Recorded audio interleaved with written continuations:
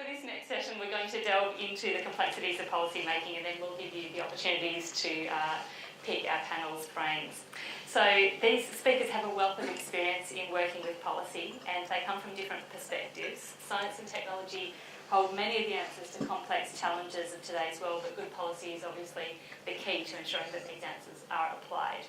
So working out how to apply scientific findings and technological innovations in the real world involves complexities, nuances and politics, and that is often where ideas get stuck. My brief for the session was to talk about how to make good policy from a departmental or agency point of view and what pressures and challenges that entails.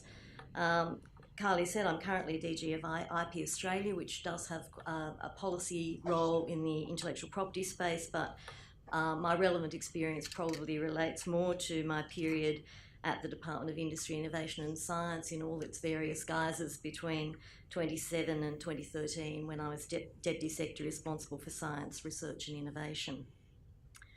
So what I was going to do this morning was to share my perspectives on what makes for good and bad policy making, particularly in the science and research area, and focus on three specific factors that I think are key to effective policy, and then reflect briefly on the implications of those for stakeholders. So let me see if I can make this work. Yes. So what's good policy look like? The most effective policy is based on well thought out long-term agendas. That is one based on an understanding of the history of an issue or an area and of the current data and trends, and one based on clear long-term objectives. Unsurprisingly, policies that chop and change frequently have very limited impact. Also, having access to relevant data and the ability to effectively analyse it is critical to designing policies that are likely to work, and I probably don't need to tell a science audience that. But you may be shocked to learn that in the policy world, this is not always the case. To design effective policy, you need to have a clear understanding of the issues, the problems, the potential solutions, and the people who understand those best are the users and the stakeholders. So their input to effective policy and designing effective policy is critical. As you've already heard this morning, a whole of government approach will also maximise effectiveness. Policy responsibilities are typically shared across portfolios and sometimes across different levels of government. And that's especially the case, I think, for policy in the area of science, research and innovation. And so having policies that pull in the same direction and don't duplicate is important. So, for example, tax incentives that support broader policies to encourage investment in research and development make the policies that come out of the science and research portfolio much more effective. You hear references to things like employee share ownership schemes and the impact on innovation and venture capital, etc. It is very helpful if you have coordinated policy across government and much more likely to have an impact. And lastly, to test effectiveness and long-term impact, we need both baseline data as well as ongoing data collected on the effectiveness of the policy. And again, I'm sure I don't need to tell this audience that. Real impact data on which policy can be monitored and evaluated is key. So, in the real world, at worst, policy development is frequently imperfect. A lack of long-term focus or an in-depth understanding of an issue, and this happens often because of changes of government or changes of ministers, can lead to inconsistent policy, frequent changes of direction, and policies dictated more by political imperatives and populism than data and hard evidence. Politically driven policies developed for the purposes, for example, of an election campaign, and sometimes without the benefit of either broad expert input or even public service input, can be problematic. And, for example, commitments to fund research programs or agencies in marginal electorates rather than committing research funding through a rigorous merit-based assessment is a common occurrence, but clearly not the best way to allocate scarce research funding. Such commitments, however, will certainly be the basis of the implementation priorities of any new government and consume quite a lot of the available budget. In some cases, in some limited cases, and tax policy is probably the key one, it can be necessary to develop policy in secret. However, increasingly, it's recognised that developing policy in isolation from those who will be affected by it is high risk. Consultation with those affected by policy is critical both for policy development and also for effective implementation. So portfolio-centric policies that fail to take account of the broader factors impacting on an issue or a sector are also likely to have limited effectiveness. So for example, policies around fees and visas for international students, which have an impact on university revenues, indirectly will have an impact on research spending. And if policies lack clear objectives or means of measuring progress, then we don't really know whether they represent money well spent or money wasted. So I'll look at three policy elements in particular. The first being politically driven policy versus evidence-based policy. Now, arguably, our 3-year system of non-fixed terms for the Commonwealth Government doesn't encourage stable long-term policy.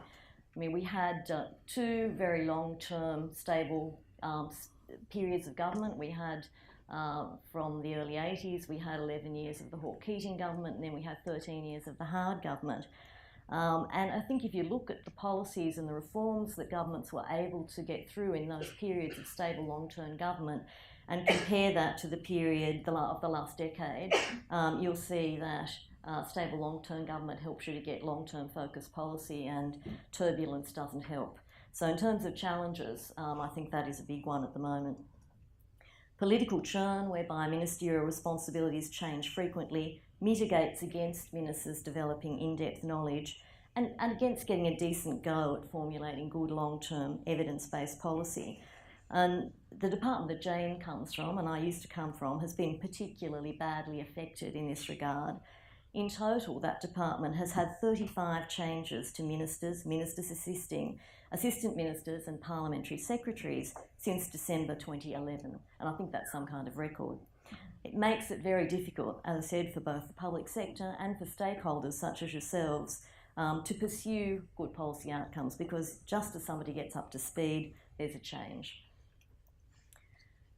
While ideally policy is evidence-based and priority-driven, factors such as how your policy priorities fit in with the priorities of the government and to what extent they can command popular support need to be considered.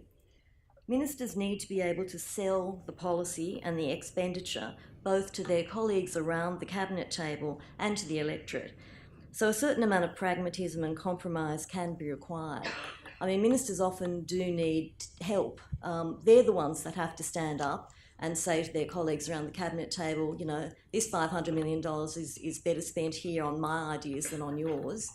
And they're the ones that have to stand up in front of the media and their electorates and defend the ideas. So the more assistance we can give them in terms of good evidence-based support for the ideas and broad support within our sectors is very helpful. And a bit of a game changer, I think, over the last 4 or 5 years is the much greater access to relevant data and analysis that is progressively becoming available to policymakers. And this has happened both through technology developments such as big data and also through government and public sector policies that facilitate better access. So it's only in about the last 4 or 5 years, for example, that the Department of Industry has been able to link the data on the assistance it gives to firms through things like the Research and Development Tax Incentive to the outcomes that those firms actually achieve through linking to ABS and taxation data that shows you how firms perform, whether they're profitable, how many people they employ, whether they export. So it's only in the last few years that we've actually been able to see whether there's a coincidence between the assistance given to firms and their performance, for example. So we are entering, I think, a new phase where we do have access to better data matching, better tools, and we can much more effectively measure the outcome and the impact of the policies that are implemented. And that will lead to greater accountability for policymakers and ultimately, hopefully, to better policy. So moving on to something you've already heard a bit about this morning, portfolio-centric versus whole-of-government policy. As Jane said, the science and research area presents challenges to policymakers because key areas of policy and expenditure are split across a number of portfolios. So of the $10.3 billion that the federal government is investing in R&D spend in 2017-18, the bulk is spread over 3 portfolios. Industry, innovation and science is nearly $5 billion, education is around $3 billion, and health $1 billion, with defence, environment and agriculture also with significant expenditure. And that can make achieving coherent whole-of-government policy on key issues very difficult. So we often get policy that is developed through a very portfolio-centric approach and may, in effect, be in competition with policy of other research departments because funding is limited. And sometimes that policy can have quite a distorting effect across the sector. I mean, with apologies to my next speaker, we've never really looked at whether the amount of money we spend on health and medical research as compared to the amount of money we spend on environmental research, etc., whether that is the most effective use of our research dollar. The outcomes of how we spend that research dollar is really the outcomes of how effective various ministers are in arguing the case for their particular portfolio. So a lack of coordination across government can also lead to gaps and duplication, and it can present particular problems for those that are at the intersections between portfolios. And if you look at the constant debate about whether we should have public good CRCs funded out of the industry portfolio is a good example. What is needed to maximise effective policy outcomes is clear whole-of-government priorities and clear delineation of portfolio responsibilities. And institutions that sit above individual departments like the Commonwealth Science Council, like the Chief Scientist, and like there is also a Cabinet Committee on Industry on Innovation and Science. And these are the sorts of bodies that are worth trying to influence and can have a whole-of-government coordinating impact. Understand also that money is very limited. So for every new expenditure proposed, an offset from somewhere else in the portfolio, or maybe another portfolio, is required. So the government's approach is no net new expenditure. So you need to be careful that you're not robbing Peter to pay Paul and ending up with a worse outcome. Clarity of roles and funding between levels of government, and Jane talked about the synchrotron, again another good example, can also be an issue. But there's also an opportunity there. Governments certainly like funding partners, and sometimes if you can put together a coalition of Commonwealth and state governments, or in the case of the SKA, international governments, particularly in areas where we're looking at very expensive science infrastructure, that does present an opportunity. Sorry, going the wrong way. And the last issue I wanted to talk about was confidential versus collaborative approaches. So historically, much policy was developed under a cloak of secrecy through the budget process and then revealed with a flourish on budget night. And if you were lucky, there would be some consultation around implementation. But it's now largely accepted that policy developed in close consultation with stakeholders has a much higher chance of acceptance and success. However, there is still significant variability in the level and the quality of consultation that goes into policy development. I think the original NCRIS that was started about 12 years ago was a best practice example of policy developed and delivered collaboratively, very close consultation with the sector with very positive results. In some areas, pilots and trials can be a very useful way of testing the effectiveness of policies and of collecting evidence on their impact. And this is an area we've probably, as policymakers, tended to underutilise, that you in the science community utilise all the time. And the use of experts and expert groups can be of great assistance in policy formulation. The key is getting the right people, the right mix of skills and experience, and the right representation of the players. And sectors which have well accepted and disciplined processes for identifying their priorities and which speak to government with a united voice have an advantage. And I think, Lisa, the astronomy sector has been one that has been quite good in this area. It's had a decadal plan, it's made its own internal trade-offs and often come to government with a very clear list of priorities. And I think that's helped them do quite well. So what do these observations about the policy process suggest in terms of useful learnings for stakeholders? So to strengthen your arm in the policy process within government, I'd offer the following. Provide clear and consistent advice backed up by evidence of the need and a credible assessment of what can be achieved by the policy. Policies that are supported by ministers or portfolios across government, that have whole of government support and that can command broad support from the affected sector and public have a great advantage because you're minimising the critics of what the government is seeking to commit to. Money is a limited commodity and politics can be a factor. So a pragmatic approach is often required. However, in making compromises, don't lose sight of what it is you really want or stop looking for opportunities to achieve it. Again, Jane referred to the recent announcement of a partnership that gives Australian astronomers access to the ESO telescope network or facilities. That's something that has been around for 20 years as an objective, and the optical astronomy community has consistently known it's their top objective. And even though there wasn't an opportunity to get there, things can change fast, and finally there was an opportunity, the time was right, and that was achieved. So take a pragmatic approach to what's available at the time is my view, but don't lose sight of what it is you would really like and look for opportunities to get there. Election commitments are an important opportunity to focus on.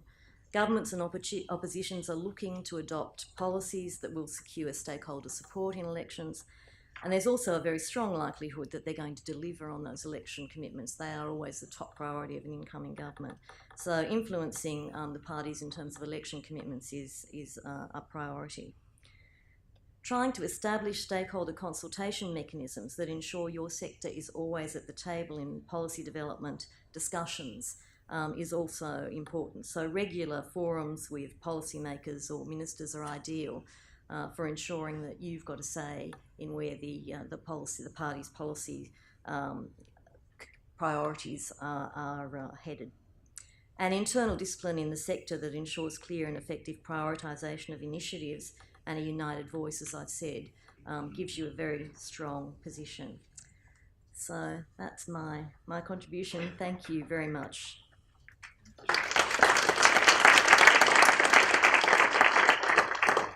Thank you very much, Patricia. And I don't know about you, but I've got a heap of questions for Patricia, but we'll leave them until after Peter's presentation, and then we'll carry on a more broadly based discussion.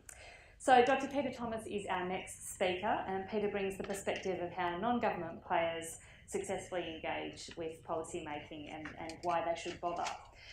Peter is the Director of Policy and Operations at the Association of Australian Medical Research Institutes, or AMRI. He's led policy debates and campaigns to bring about change in a wide range of diverse issues, from cattle grazing in national parks to investing in major research infrastructure. He's authored countless submissions, although you've probably counted them at some point, to government consultations and parliamentary inquiries. So please join me in welcoming Peter Thomas. Thank you very much, Kylie. And I'll just start by responding to Patricia's question about investment in different levels, how we get best bang for the buck. And of course, we must invest more in medical research. And I'm happy to provide all the evidence you ever need to be supplied with to make that point. So much like Kathy's point earlier, where she said she was wearing her SDA hat today, I'm wearing no hat today, and I'll just speak on behalf of myself and not on behalf of AMRI, and therefore anything I can say is just my hype and hot air rather than on behalf of the organisation. And hopefully that will allow me to speak a little bit more freely with everybody today. So we've just heard from Patricia about how policy is made within government, and now I'd like to talk about non-government organisations, particularly peak bodies and their role in policy development. These are organisations which you've probably heard of, such as Universities Australia, the Group of Eight, the AMA, the World Wildlife Fund, the Australian Conservation Foundation. And I'd be surprised if you hadn't heard of at least a few of these, if not all of them. Of course, there'll be plenty out of there you haven't heard of. From the big to the small, they employ thousands down to a single person. Some have deep pockets, while others have much smaller budgets in which to achieve their objectives. The NGOs fill the inner suburbs of Canberra, the ones with deep pockets in Barton, the ones with shallow pockets perhaps down in Deakin, Kylie. Because, well, we're not even in Canberra, so no respect in that area. NGOs can be peak bodies, charities, trade unions. The definition isn't really precise, and then into this murky world you can throw in learned societies, think tanks, policy institutes. But why do these organisations exist? They exist to give a louder and hopefully more coherent voice for their members than they could achieve on their own. They exist because changing public policy and public opinion is hard work. It's hard work for an individual to achieve. It's hard work for a single company to achieve. But collectively, the odds change and things become possible when working together. And if there's one general truth in influencing the policy agenda, then it's the more people speaking with the same consistent message, the more likely you are to achieve that outcome. And this is especially true if you can drown out any countering messages, which of course is a very tough task. Some peak bodies are hugely successful and powerful, commanding the attention and occasionally the fear of governments. Some will be contacted within an hour of a minister gaining a new portfolio, but for most, much more work has to be done to get the attention of governments and influence the policy agenda. For the public, the visibility of an NGO comes usually during some sort of loud campaign. There's some spectacular examples in Australia. The campaign by the mining industry peak bodies reported to have cost in excess of $22 million against what they dubbed as the mining tax during the Rudd government. This was a very slick public relations campaign, which at its height had over 30 television commercials a day on free-to-air television. The end result? Success for the peak body, a change not just in policy, but arguably it played a large part in a change in Prime Minister. This was such a game-changing win for a peak body that, in my opinion, has made many governments wary of taking on unpopular policy reform. Other examples include the Work Choices campaign by the unions prior to the 2007 election. More recently, there's been the AMA campaign against the Medicare rebate freeze.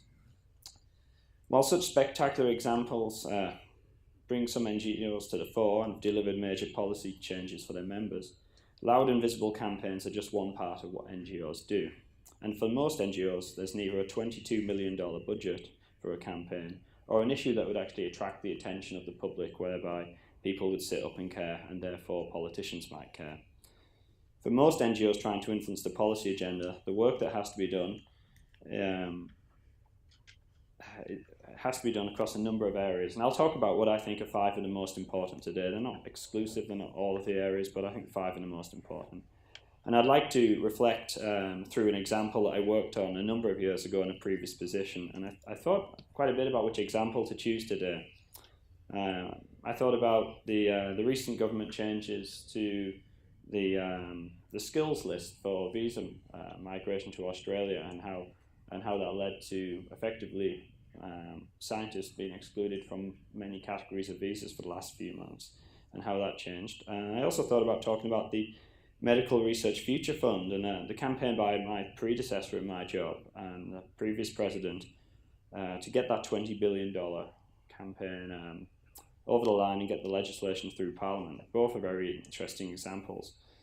But I thought I'd talk about cattle grazing because that's much more interesting, I think. And it's much more obscure and actually represents what a lot of policy issues and debates are about. They're not always about the big, spectacular things that you read about in the news or about small things that you're often trying to change. But again, this is an example from a previous position, but still there's some sensitivities around it. So I'd rather speak freely today and not be quoted on social media and other areas about this example, if that was possible. So the example I'm talking about was being pushed by a state government and a peak body I wasn't familiar with to reintroduce cattle grazing into the Victorian Alpine National Park, an issue that touches on scientific evidence, environmental values, as well as cultural values. So cattle grazing had for some time been prohibited in the Victorian Alpine National Park because of the damaging environmental effects it had. This has been shown to be the case scientifically for a number of decades, but those that grazed cattle in the national park did so in part because of the cultural importance it held for them, and no doubt they quite liked the free food for the cattle too. Through their own peak body, the Victorian High Country Cattlemen's Association. Yes, there really is a peak body for everything in Australia. They made the case to the state government that cattle grazing should be reintroduced to the national park. The reasons given were multiple and at times changing. Sometimes it was cultural reasons, sometimes for safety because they claimed it reduced bushfire risk, and sometimes for ecological reasons. They felt it was a better way to manage the land. The reintroduction was not straightforward as it straddled both state and federal laws, and on a first merger push it was blocked by the then federal Labor government. However, another push was made after the coalition took power in 2013, and this was done under the guise of it being a scientific trial. Calling it a scientific trial potentially allowed the action in theory to be permissible under various environmental laws. I won't labour the technical details because we don't have the time, but it also undermined the argument on the counter, the scientific argument from those opposed for its reintroduction. So my job at the time was to put forward that counter argument on behalf of the organisation I was working for. So the 5 areas I referred to succeed for an NGO in influencing the policy agenda, I'll talk through them with respect to this example. The first, I think, is to have a clear, joined-up message, a clear position that can be articulated in a sentence or two and repeated frequently. So if anybody asks you, you can get that point across in 1 or 2 sentences. I felt we'd done this, and in the background we held discussions with other peak bodies with similar views and aligned our messages. Our message was clear and coherent, but this issue was just one across a broad portfolio of things that we were working on.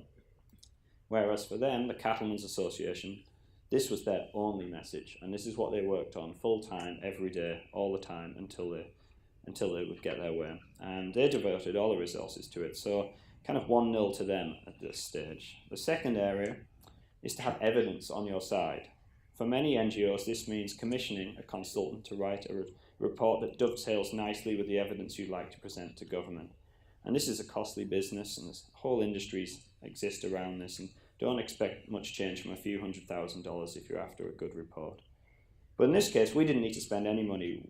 We had an exceptionally strong case, and we had top scientists in the country working pro bono on producing the high-quality evidence that showed the scientific flaws in the design of the trial. In my mind, there was no doubt we had evidence on our side, although as we've seen in recent times, evidence and the value people put on it varies greatly, and scientific evidence can be very different to the sorts of information that some people use as evidence to help make decisions. But overall, I still felt our evidence was strong and much more compelling than that being put forward by the Cattlemen, so it's kind of 1-1, I think. The third element I'll move on to is getting the public on your side behind your argument. If it's clear the public are for or against something so strongly, then politicians will listen. They will especially listen if the part of the public we are talking about are floating voters in marginal constituencies, or perhaps their own core voters. I don't know if we had the public on our side. It was a marginal issue at best, irrelevant to most people's daily lives. I think if you sat down and talked to most people about it, then yes, I think we'd have them on our side. But that's not the way it works. I certainly didn't feel as though the Cattlemen had the public on their side. And in the online debates that followed the news articles on this issue, I think we had the balance, so I'd like to say it was 2-1 to us at this stage. The fourth area, and related to the third, is publicity. Getting your argument out there into the media, be it traditional media or social media, so that the public and the politicians hear about it. Your chances of success increase exponentially if you do this very well. We were successful in getting good airtime, good print media, good connections with journalists are invaluable if you want to be successful in influencing the policy agenda from an NGO perspective. The fifth area is having connections and influence with politicians and with senior public servants. In this regard, we were solidly beaten. This was primarily a decision by a state government, and all our connections had been built with the federal government over the years. They had worked for years on this issue and had cultivated the necessary influence of the state government without us knowing it. So I make it 3-2 to us, but if only that's how decisions were made. The decision had to go through a legal framework and comply with the law, which I felt our evidence had shown it did not. It also had to be approved by the Minister. I thought we'd done enough, but I was naive, of course. The result, complete failure on our part. The Cattlemen got their scientific trial approved, and why? While the 5 areas I discussed, message, evidence, public opinion, publicity and connections are all very important, their relative value differs greatly from issue to issue. In this case, cultivated connections easily trumped over scientific evidence. The importance of public opinion at the time, in this case, was limited at best, and the effort needed to make this a mainstream issue huge. And importantly, public opinion in marginal areas and amongst the core voters counted for more than public opinion across the board on this issue. While we had the better run in the media, our focus was the national media. The Cattlemen had a much better understanding of getting the message across where it mattered. Sometimes, when you have evidence on your side, you don't win. And I'm sorry to all the scientists in the room to say that. Even when your evidence is strong and backed up with impeachable scientific rigour. Scientific facts are questioned. Local knowledge is said to be of greater value, or the so-called expert, who turns out to have no evidentiary qualifications in the area, simply says, there's not enough evidence. The lesson to be learnt: learn how to message, learn how to reach the public, never give up trying to persuade people, and when you fail, try a different method, and cultivate your connections, political and in the media, and public servants in government, who tend to outlast both. This was a bad loss for me. I took it very personally, actually, at the time. The Cattlemen got their way, and the so-called scientific trial of cattle grazing began. Very disappointing given the damage this would cause to an environmentally sensitive and beautiful part of the world that I love so much.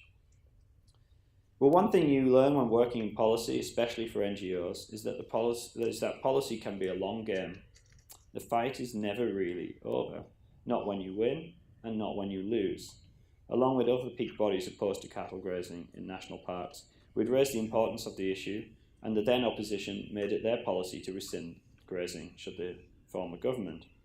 A year later, there was a change in state government, and legislation was introduced to prevent cattle grazing under any guise from taking place in a national park. So a definite victory of sorts until next time. Thank you.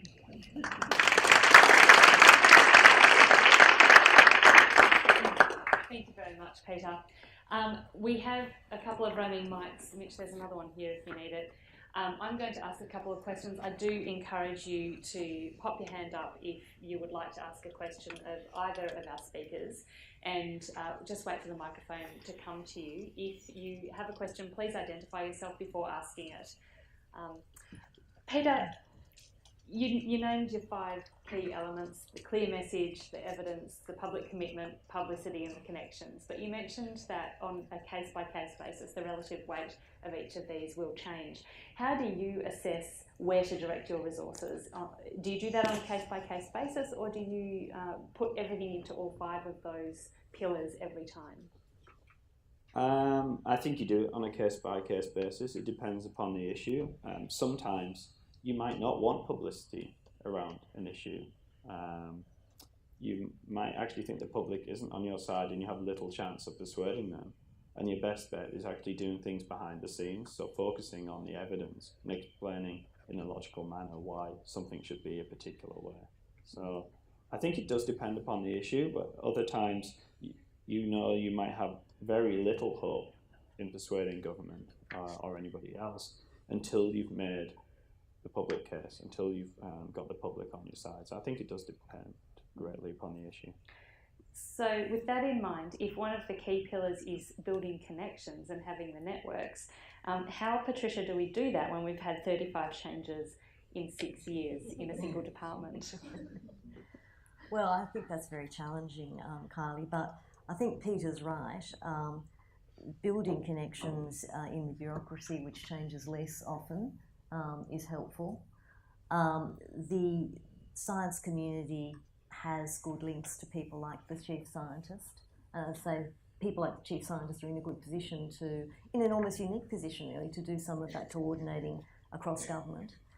I think the fact that the sector has good mechanisms for arriving at its priorities and being consistent about its messages helps, even though there's quite a lot of churn amongst ministers, etc. If both sides and minister after minister are hearing similar messages, I think that's got to have an impact. And I think that's probably something that we saw when we were briefly without a science minister. The entire sector was very vocal and coordinated in its approach, and I don't think that they're going to do that again in a hurry. We heard about James and the government's plans for a whole of government approach, and you touched on that in your talk as well. How do we meaningfully engage when we're looking at a whole of government approach to direct that $10 billion worth of research spend that she mentioned? Well, again, I think the Commonwealth Science Council is a good opportunity to do that. That's where you have all those relevant ministers and the Prime Minister sitting around a table. And of course you have representatives of the science community. So I think opportunities like that are a big, a big chance to get a more coordinated outcome. And strong evidence base from the sector about what you want and what your priorities are. So if you've got those two presented in that way, I think that's a very good start. I think Peter's right. Having things that the community will support is also very helpful. So I think the constant messaging and getting the public on side, and you have a great advantage because you've got great stories to tell. And science is such it's a great area to work on in the bureaucracy because it's such a hopeful sort of area. You have the answers to a lot of the problems. You're not sort of coming with the problem, you're coming with the solution. So, I think you really have some very good material to work with. I think also, though, obviously we can't rest on our laurels, and Peter's example illustrated that having the evidence on your side obviously isn't enough. So you do need to work out how you articulate that clear message, how you have that heard in that sort of cacophony of voices, and where the issue is complex and there are competing agendas. Kathy, I can see that you've got your hand up over there. If Mitch could bring a microphone over. So you mentioned, I think perhaps rather bravely, that the government has never looked at whether medicine versus the environment is the best spend, that it tends to be, perhaps at the minister's whim, or whim's probably a little bit too flippant, but it is up to a minister rather than that kind of back and forth to coordinate where we might most meaningfully improve the lot of Australian society.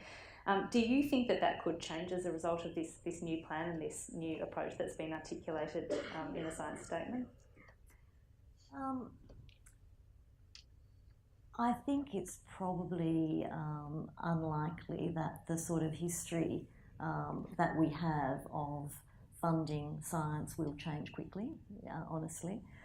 It's interesting when you look at spend across government, and I haven't looked for quite a few years, but when I last looked, the US and Australia were a long way out here in terms of what they do spend on health and medical research compared to a country like Germany where there's a lot more spend on, sort of more industrially focused research. And health and medical research have, helpfully are always of great attraction to the public. You've always got a really good story to tell, whereas if you talk about polymer research, it's not quite so attractive to people. So, I kind of doubt, to be honest, that there will be a first principles look at where we spend our dollar. But I do think that there are a lot of individual decisions that bring up similar issues. So, do we spend $400 million on an Antarctic icebreaker in our we spend an awful lot of money on our Antarctic, for example, research program, and is that the best? So you get those sorts of decisions coming to government every time there is a really big spend, and science does have some really big spends that come to government. The next round of NCRIS capital is the one that's sort of currently there. So you may not get a whole of system reconsideration, but I think you come to these big break points where the government's being asked to invest a big new lump of money, and I think you do get a hard-edged consideration of priorities. When you're talking about such change, there are, and as you referred to earlier, you have to have offsets often for increased spending in one area. So that which means there'll be winners and losers, and so it's probably a lot easier to proceed with the status quo than it is to do anything else. And with respect to health and medical research, it is an easier sell than most other areas of research, probably all other areas of research. It's something that affects us all daily, and it's an argument that you can take to government, and is persuasive. Not just emotionally, but also looking at the facts. If you want to look at how much we spend every year on healthcare, and if we want to have a chance to make that sustainable in the future, given the disease burden that we face, you could argue that actually no nation is spending anywhere near what they need to on health and medical research, given the challenges that we face. I don't think, though, we should take that to mean that those of us working in other disciplines should be despondent about our ability to articulate a strong case for investment. And I personally have had the privilege, as I know you have, Peter, of working with people across a very broad range of disciplines in science, technology, engineering and maths who are able to very clearly articulate a strong case. Kathy? Well, actually, that's a really good follow-up. But first of all, I want to thank the speakers, because I think you've really created a great balance of and deeper understanding of what we've got on the table with our development of policy. That's terrifying. But that aside, I'm just wondering if you could go into this a little bit more about the need to have, I want to call it business/cultural case as part of the policy development, because it's one thing saying, yes, every child gets a lollipop, or every child should get a STEM education, but it's one thing actually building a business case, or I'd like to say business/cultural case, because I think a lot of things that come out of particularly fundamental science might start off being more cultural and then end up actually having a business case in time, but we don't know what that is when we invest in it. So I'm just curious to know if you could talk a little bit more about the importance of that, and say for an organisation like STA, what level of detail or what is really needed to have a policy that has influence, and then maybe finishing up with how the hell do you actually go about creating good priorities without actually losing stakeholders in the process? So in terms of building a business case, Peter was mentioning offsets. Obviously, and health medical research is another area where you can often do this. Obviously, if you can argue that expenditure in one area of health and medical research will save you money on the pharmaceutical benefits scheme, or save you hospital costs, or if there are those sorts of economic benefits that you can articulate, that obviously helps your case. Sometimes they're not that concrete, but you can project forward into, often we do this in industry. This is an area that's developing. There are going to be jobs in this area. One of the things that governments and the opposition are very concerned about is where the future jobs are coming from.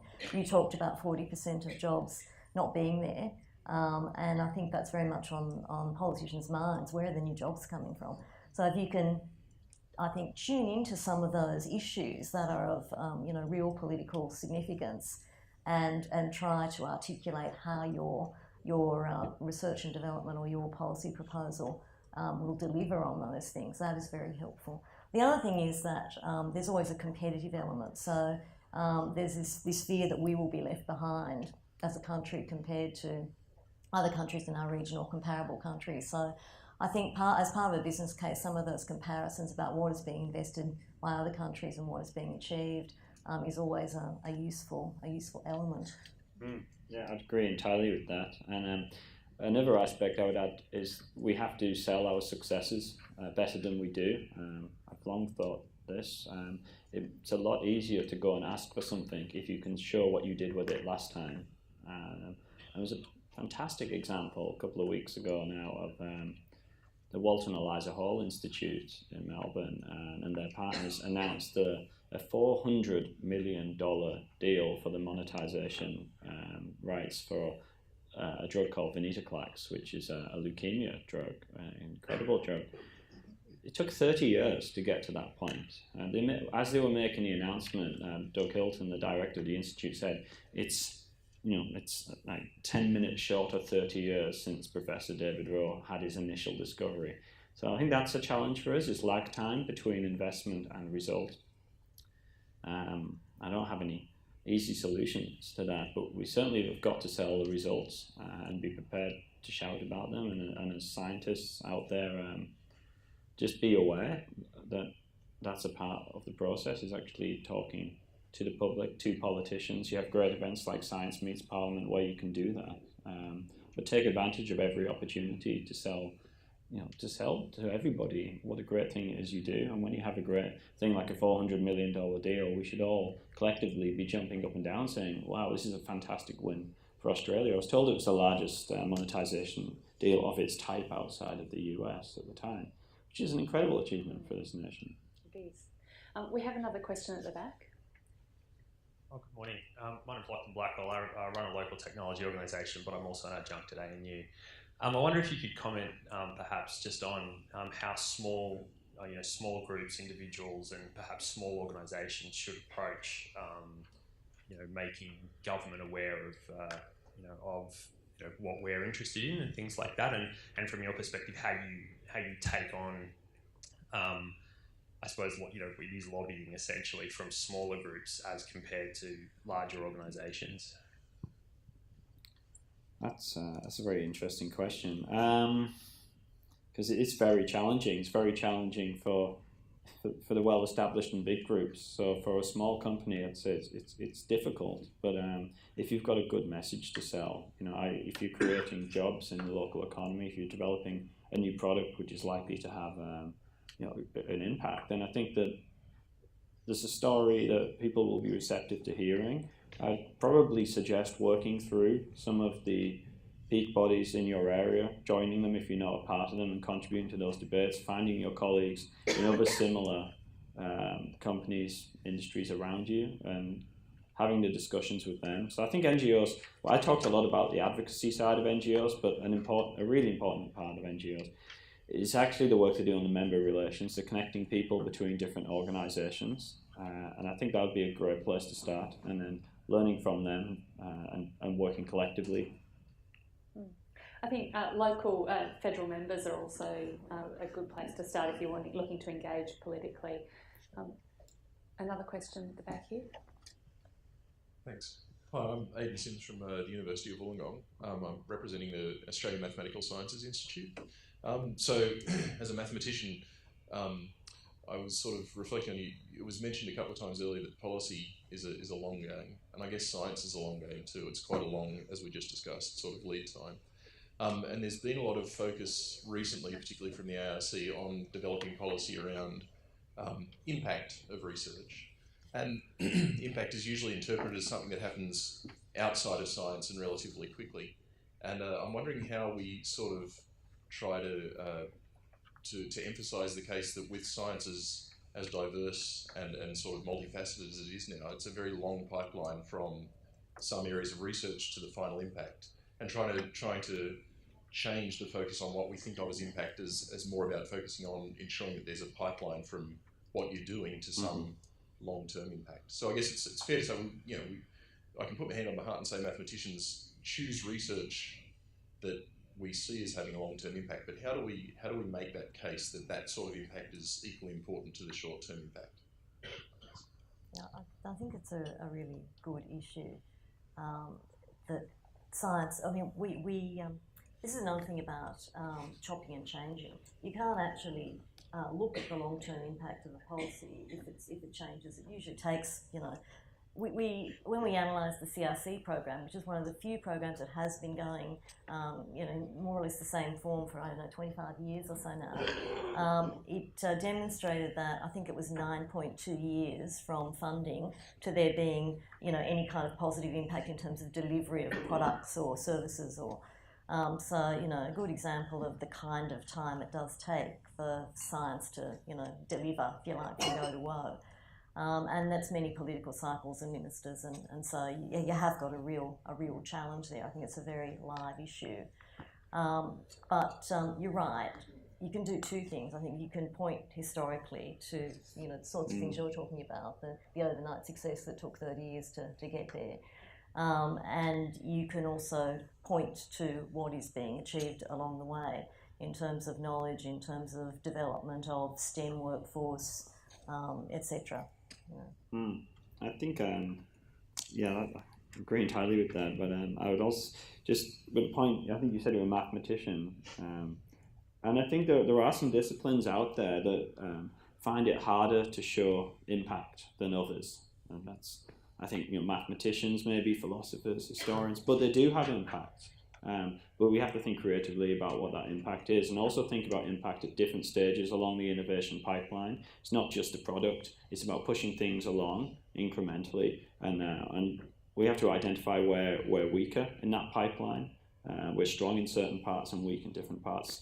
So I think that it's important to do those exercises to find out where we do have impact, where we're good at impact, and where we need to try harder. And I think a really important reason why is one day budget cuts will come again. It's inevitable. We have cycles up and down. Those areas that can demonstrate a return on investment will be less susceptible to future budget cuts and more likely to get funding increases than those that have not been able to show impact. And if we've had impact, which I genuinely believe we do, but we've been unable to show it, that's a great crime. So I do think such exercises have their place, like the ARC impact exercise. We've had a number of times already today, we've heard mention of the success of the astronomy community in advocating for big long-term strategic investments. And I know that the decadal plan, which you mentioned, was part of that. That's just one of a range of decadal plans which are facilitated by the Australian Academy of Science through its national committees for science. Peter, do you see those as an important or potentially sort of more successful way to get things done on behalf of a discipline? I think so, actually. Yeah, astronomy is another area like health and medical research where it can present a great case to government. Who doesn't get excited about space? Everybody gets excited about space, don't they? Well, that's my view anyway. But they've got all the best pictures. They do. But it's so important for all disciplines. It just goes back to the point I was saying before. In some areas within a discipline, we might be excellent within a discipline, but are we going to be excellent in 5 years' time or 10 years' time? What are other people doing around the world? What can we learn from? Where are the trends going? But also, where are our weaknesses along that pipeline of innovation? So I think they're incredibly important exercises. Do you agree with that assessment from the policymaker perspective? Do those sorts of coherent plans help to direct investment? Very much so, I think. Because you can, I don't know if there's one for maths, but I mean, if you're looking at things like big data and artificial intelligence and all the things that are predicted for being the big impacts on our future, if you've got a long-term plan, maths is really central. And if you can demonstrate those sorts of things by looking at the long-term future to government, I think it gives you a very strong basis for argument. There is one for maths. It's a ripping read. We have another question, I believe. My name is Beth Christensen. I'm here from Churn, which is one of the NCRIS facilities, and also Vice President of the Ecological Society of Australia. My question goes back to some of the comments about building connections to have influence. I'm sure you've probably heard before that people outside of Canberra think that people inside Canberra have a very Canberra-centric view of the world. And I've heard repeatedly frustration from researchers and groups outside of Canberra when consultation happens on policy, not just science policy, but anything that their work is relevant to. And it just completely misses what they perceive to be huge sectors of the research community that would actually have something really valuable to input. So my question is, do you have advice on how people outside of Canberra can crack the Canberra bubble or the Canberra code? Crack the code. Crack the Canberra bubble. I guess one of the things that, I think you're right about the perception, and that there's some truth to it, the Canberra-centric perception. Canberra's certainly not typical of the rest of Australia. I think part of the key to being in Canberra and making good policy is actually getting out of Canberra a lot and mixing with the community and actually seeing how things happen on the ground. So one way is simply to find the key politicians in government and opposition and bureaucrats and simply invite them to come and see. One of the most powerful things I think we did when we were working on NCRIS is move around the country and actually have a look at the key facilities that people were working on. So I think it's very powerful if you can get people out and show them. And to that person who was talking about having a small business too, I think that's another thing you can do. You get your local member there, and then he'll stand up in Parliament and say, "I've got this fantastic, example," and that gives some power to your arm, I think. Yeah, I agree entirely. we're a peak body actually based in Melbourne, not in Canberra, so we're definitely not within the Canberra bubble. And it is harder. It is harder when you're not in Canberra, when you're not amongst the key decision makers in the public service here. But it's possible still to be successful. I think inviting people to your institute, your workplace, to come and see things is a lot more effective than having 5 minutes in a minister's office when the division bells are going every few minutes. It's a lot more effective if you've got them there for a couple of hours, touring your lab, seeing the great discoveries, and seeing firsthand the examples you're talking about. I think you can have greater impact when you get them out of Canberra. And let's not forget, only 4, 5 MPs live in Canberra and the region around here. The rest of them live around the rest of the country. They only sit in Parliament, 14 weeks a year or something? So the rest of the year, they're out there. They're elsewhere around the country a lot of the time. So I think there are opportunities to engage with ministers outside. It's probably a little tougher with regards to the public service. Come and see them if you can. And don't forget your peak bodies. Yeah, absolutely. Yeah. Obviously, I mean, who doesn't love a visit to a good bit of kit? Yeah. But it would be remiss of me to neglect to mention that Science and Technology Australia is one way in which you can more effectively engage. That's what we exist for. Likewise, the national committees, if it's specific discipline based and you want to engage in the planning process for that discipline, there are mechanisms that exist to amplify your voice in Canberra. We have another question here. Good morning, my name's Karen. I'm from the Australian Nuclear Science and Technology Organisation. I had a question for you both. Next year, probably around this time, Australia will be heading to the polls for a federal election. From a non-government and a government perspective, how can science make the most of this opportunity of having an opposition that'll want to make lots of promises and having a government that'll obviously want to keep government and be making lots of promises? What advice would you give, I guess, particularly to the non-government sector on how to make the most of that opportunity? I'll take notes while we talk through this. Peter, I know you've had a little bit of experience with readying science advocacy bodies for election. What lessons have you learned through that? It's very tough, actually. It's tough because what matters to politicians at elections? It's votes. What do the voters care about? It's hard to get beyond the usual messages of healthcare, education, cost of living, things like that. It's hard to crack those areas, but it's not impossible. So if you go back and the first thing I would do, look to see what the winning party said they would do last time, and how did that get in their manifesto? Why are they doing it now? Why is there an investment in dementia initiative, for example? Where did that come from? Things like that. Where did some of these things come from that actually made it into their manifesto, into their election commitments? Because clearly they're not all doorstep vote winners, but somebody got them in there. Not saying that dementia research investment isn't a doorstep winner. Clearly is, but there are many examples, I think, like that. Lessons to be learned from previous elections about that. I would start now, definitely. I wouldn't leave it any later, and I'd start making your approaches soon and building the case. You need to have a strong case, and if you can get it to connect with the pressures I was talking about cost of living, for example, about healthcare, about education, and you can show the links, you've got a much greater chance of success. I think there's always that excellent approach of creating tension and then providing a solution, so tension and resolution. And just to pick up on a couple of things that you hinted at, the long-term approach is of course always going to be more effective, and then you ramp it up when you're approaching election. You don't sort of come out of the blue and hope for the best.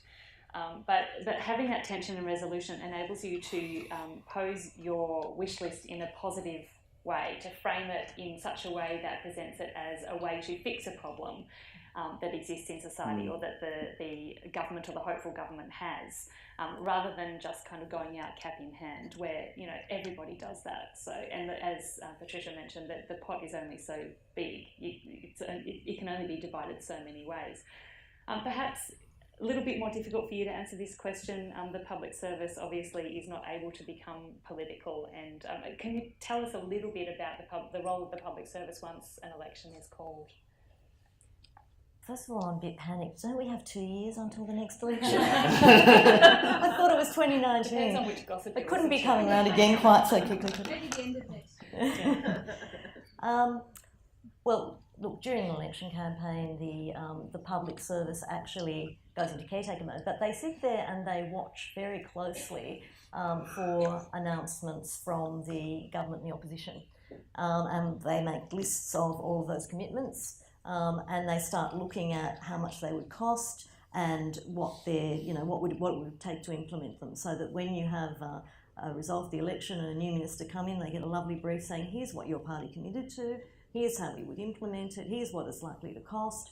So that's why I was saying my official election commitments are very important. And I would be, not speaking as a public servant so much, but, I'd be looking very closely at what the policy formulation mechanisms and processes are in the parties and who's central to them, and working closely with those people. I think Carly's very right. Framing your priorities as answers to questions about where future jobs will come from, or how various environmental, health or other problems can be solved is a great way of approaching it. But I think there are processes to form policies and to decide on what will be election commitments that both parties have, and the crossbenchers of course are now very important as well, and probably often a bit more accessible in some ways. So in the current environment I wouldn't ignore them. And probably to look at those electorates where they're not safe seats as well, where there's a lot more competition for the seats between the different candidates. They're the ones that are going to be trying harder. Mm-hmm. We have another question from Jim. Jim, yeah. Hi, Jim Piper. Patricia, it's as we know, it's difficult to have much time to speak to ministers and so on when and it's always best if you can do that when they're away from home. And most attempts to speak to ministers are really through their advisors, and the advisors are sort of seem to emerge as an alternative bureaucracy in a way. I wanted, again, because I think for a young scientist here, it'd be really good if you could explain the relationship between the ministerial and even the members of parliament's advisors and their teams and the public service per se in a structured way. How that works, because there's two-way things that happen, and the most likely way in which people will be able to sort of contact the minister is indirectly through their advisors. Could you tell us a bit more about how that works? Yeah, sure, Jim. Advisors can be a great ally, because ministers can have advisors in their offices who are people who are very skilled and knowledgeable in your area, which is ideal, although they often won't. They'll often have younger people who are new and politically active and interested in all sorts of areas, and will be open to finding out quickly a lot about the area they need to work on. So they're an opportunity in terms of, particularly if they're somebody who's new to the area, likely to be looking for opportunities to get up to speed and to meet the stakeholders. But they are the intermediary between the public sector and ministers. So ministers are usually very busy people, and largely we will put up submissions for ministerial decision, and in most offices there's a process whereby the advisor will put in a covering sheet and say whether they think what the bureaucracy is recommending is a good idea or a bad idea, or how it should be handled, etc. So they do have a very central role. It depends a little bit on the office and the relationship between the minister and the advisor, exactly how much influence they can have, but it can be a very large amount of influence. So they are another important factor and another important opportunity, I guess, for stakeholders to get to the minister's ear or make an impact on what the thinking of the minister and the government might be. So it's a very good point, Jim. I think it's also important to note, we're talking about ministers a lot, that as you mentioned, ministers are very busy people and they're not necessarily going to be ministers in perpetuity. So it is very important to engage more broadly than that. There are a whole lot of other people who are elected representatives in the House of Reps and in the Senate who also have a say in the party room, who also exert influence on their leadership group, and it's as effective, if not sometimes more effective, to engage with those people. You're certainly much more likely, if you're approaching a backbencher, to get a bit of airtime, a bit of a genuine conversation. Yeah, and that backbencher might one day be the minister. That's so right. it's good to cultivate those relationships. But talking about special advisors, I think one of the challenges you have is identifying who they are. It's a lot easier if you're working in the public service, I'm sure. But it's as an NGO, well, who is the best person to talk to in this office? What are their names? Where are those names published? Well, they're not published anywhere, and you have to go out there and find that information yourself. And that's why you need to work with bodies like Science and Technology Australia. If you want to go see the Minister for Science and Minister of Education, to call up Kylie and get in touch and say, well, who's the advisor in that office? I've sent my letter, I've heard no reply, it's in a stack with all the others. If you've sent your letter and you CC the advisor for that particular area, you've got a much better chance of getting in. So you do have to kind of cultivate those relationships over time. There's lots of issues you'd like to raise with a minister, but you've got to play your cards right. You can only go and see them occasionally and not waste their time, and you want to bring up the other issues with the minister's advisor, or at least lay that groundwork first before you go and see them. So I think incredibly important to cultivate those relationships with ministerial advisors. Some tend to be around forever, others tend to be around for about 24 months, I find. You do seem to get lifers, and you tend to get people who come and do it for a while. It's a job which burns people out. They work incredibly long hours, so I can see why. Well, in some cases too, they're there as apprentice politicians, so you'd be surprised how often ministerial advisors go on to become elected members of Parliament. There's a couple of ministers at the moment, at least I can think of, who started life as ministerial advisors, so can pay long-term dividends. We're coming towards the end of the session. I know there's one more question over here from Jamie. If anybody else has a burning question, now is your chance to put up your hand. Jamie Vandenberg from the Victor chain. So probably mainly directed at Peter, but I'm just wondering about the role of peak bodies more broadly, given that you represent often a fairly diverse range of interests. And you talked about, or emphasised the importance of having a consistent, clear message that is, consistent across the field. So how do you sort of cope or deal with the sort of competing interests, or what Jeff Garrett once said of herding the cats that you're representing to get that consistent, unified sort of priority setting in your policy? Occasionally with difficulty, but at the moment, Anne-Marie, it's not difficult at all, but in the past year it has been difficult. Having the right skills on the board is key to that, I think. Having people who see the bigger picture, who aren't just arguing for their own position, for their own institute, for example. So we've got a great board at the moment that sees that bigger picture and agrees upon the way forward and commits to it. I think that's important. So it's kind of like vision and leadership, and you need that at the board level. I'm very fortunate at the moment to have that at Anne-Marie.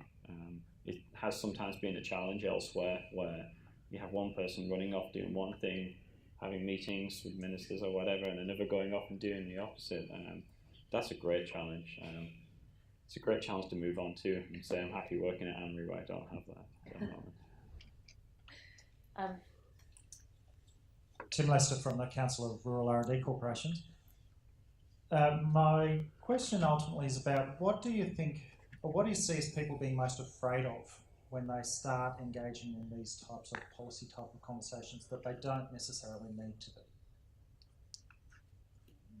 Patricia, I might throw that to you.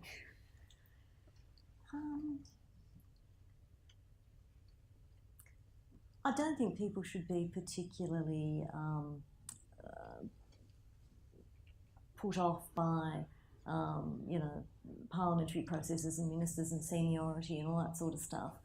I think people probably should be more ready to approach than they sometimes are and take their opportunities. Tomorrow, for example, there's a an astronomy breakfast at Parliament House for politicians. And there's regular opportunities to do that sort of stuff. I think people are sometimes a little bit, wary of pushing forward too much or, taking up the valuable time, etc.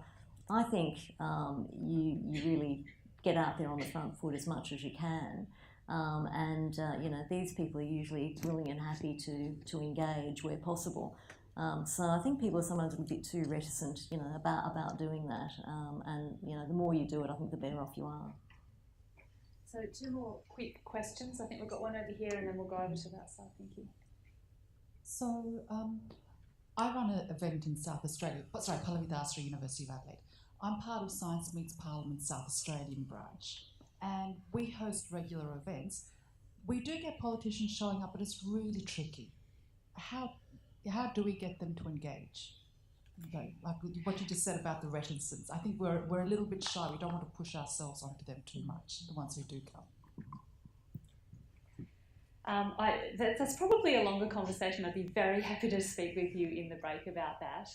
And STA is, again, a mechanism that you can use for advice and support in that regard, and we'd be very happy to work with you. Just briefly, you need to have something of interest to them. That's really all it comes down to. It has to be something of interest to the politicians, and that means it's of interest to their constituents and or of interest to their party. It's pretty simple. And they like toys as much as the next person. The most successful Parliamentary Friends of Science event that was ever held was the first one, which involved telescopes on the roof of Parliament House and Brian Schmidt, and some stargazing and some champagne. I mean, how can you say no to that? So you can make it interesting, make it fun, make it different. We have one more question. Just a quick one. Peter Alford from Barnet. Patricia or anyone else, any comments on the value or otherwise of using a lobbyist as opposed to a peak body in the engagement with not only political law but engagement with policymakers? So, in my experience, lobbyists are not always particularly helpful. I mean, they're more often used by business and maybe used legitimately by business. But I think politicians are wary of lobbyists, and there are now a range of rules around, controlling lobbyists. So I think particularly in the sort of area you operate in, there's a great deal more authenticity in people representing themselves, and I think in the science and technology community there are very capable representative groups. And it's an area where, there's a lot of business might have lots of money to spend on lobbyists, but ministers might think, what's that university spending its, hard-earned dollars on lobbyists for? And it might actually backfire. So particularly in your area, I tend to think that lobbyists are not necessarily the best, use of your efforts or money.